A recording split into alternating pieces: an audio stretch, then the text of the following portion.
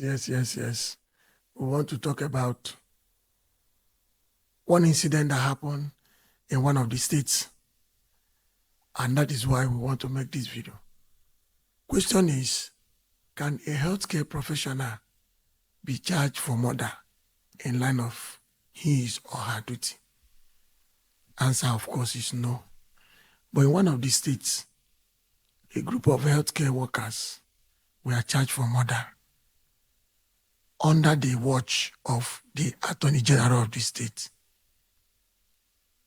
That is the most preposterous event that has occurred in medical practice. I'll give you for an instance. People don't know the position of the Attorney General of a state or the federation. All the ministers, all the commissioners in either at the federation, at the federal level or the state level, they are not creation of the National Assembly or creation of the Constitution. It is only the position of or the office of the Attorney General, head of the federation of the state, that is a creation of the Constitution.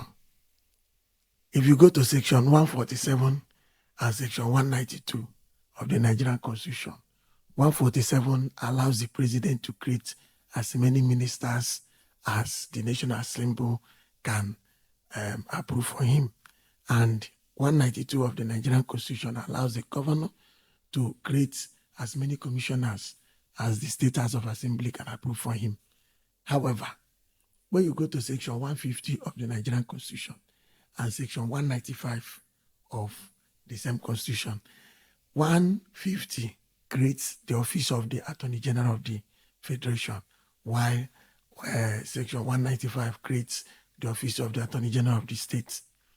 Now, remember, when you now talk about the duty, the function of the Attorney General of a state, if you go to section 174, for the federal attorney, that is the federal minister of justice and attorney general, and also section 211 for the states now, it gives the attorney general of either the states or the federal level the power to initiate a criminal case, to discontinue it, to withdraw it.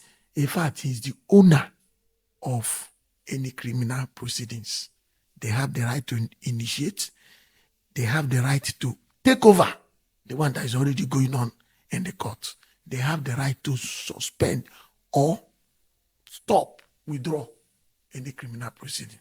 So, in fact, by virtue of that sections 174 and sections 211, the Attorney General of the Federation or that of the states in fact, they are the chief law officers of either the federal government or that of the states.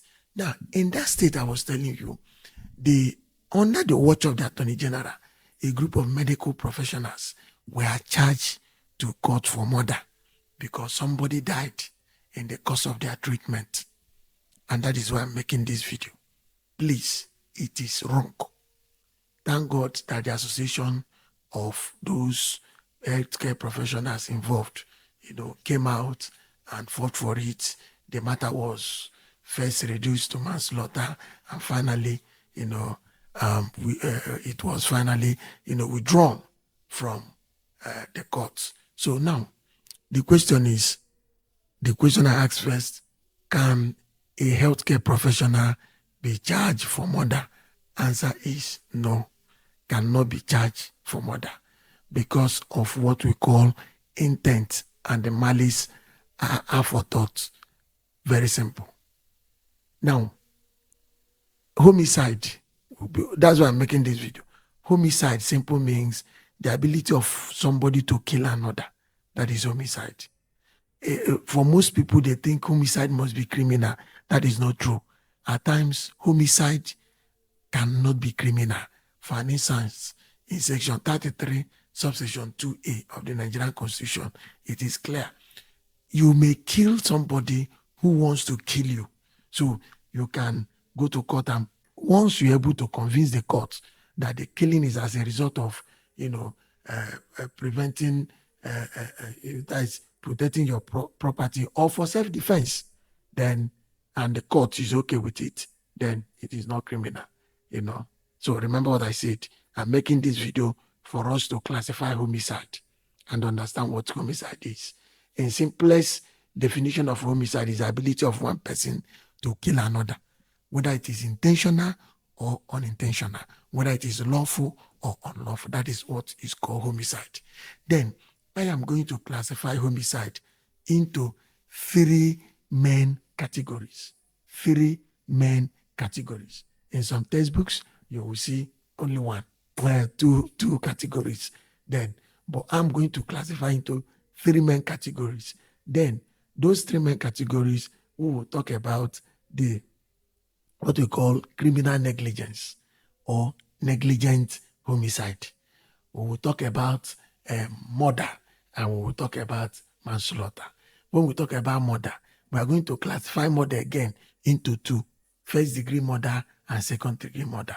Then when we talk about manslaughter, we are going to classify it into two again, two sub classifications.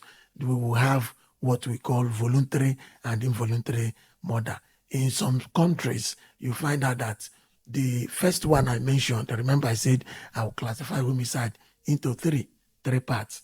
We talk about the criminal negligence or negligent homicide, or the one they can also call it criminally negligent homicide. That is one, then two, murder, then three, we have the manslaughter. Watch out for the next video where I will be taking them one after the other.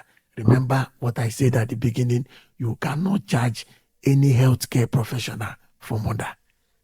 You cannot, because difference between murder and these other two classifications or categories of homicide is what we call malice aforethought, what we call mens rea. So once there is no premeditation, that you want to kill this person, then there's no health professional that will be going to see a patient and say, I'm going to kill this person. So anything involving murder is already out of the way. So watch out for the next video when I will talk about the one that pertains to healthcare professionals.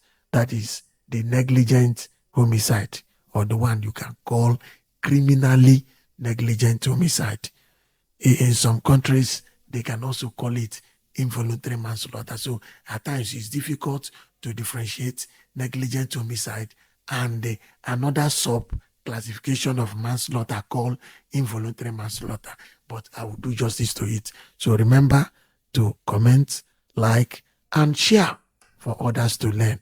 Thank you once more. See you in the next video. Thank you.